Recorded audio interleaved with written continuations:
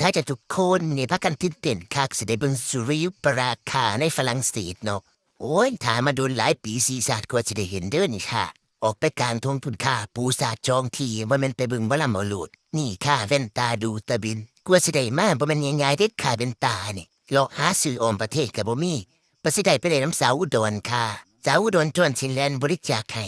นี่เป็นหลูเพิ่นบ่มาเอาโอ้ยสิกักตุนไว้เฮ็ดหยังเป็นหลูพุ่นน่ะ เอามาหาแจกหมูแจกพวกขึ้นนะใส่บ่เบิดดอกเป็นโหลนั่นผู้เดียวนั่นป้าซื้อมาให้เพิ่นบ่เห็นแต่จังสิเป็นเวลาทุ่มครึ่งแล้วเด้อจ้านี่น่ะฮ้อนในฝรั่งเศสนั่นถ้าเป็นตกดินเกือบ4 ทุ่มพุ่นเอาซุ่มได้แห่กันมาอีกแล้วนั่นโอ้ยจะกระดึกว่าแต่มีฉัน2 คนมาสู่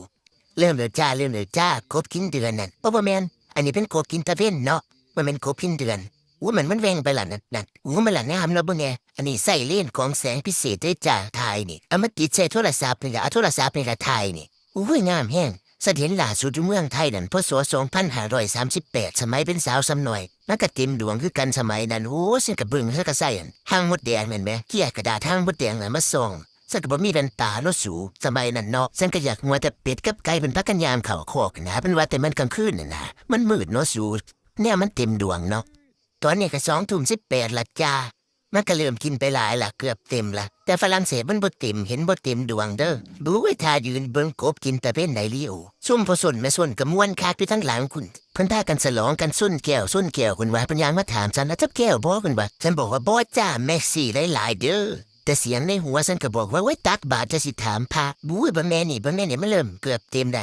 95%เด้ฉันว่าเนี่ยพาดน้ำคักเบิ่งว่าแน่ไหนลิโอเฮ็ดหยังมื้อนี้เคาะกระเป๋าเงินเพิ่นว่ารวยเพิ่นว่าโอ้ยเงินไหลมาเทมาเนาะเพิ่นว่าพากันเคาะกระเป๋า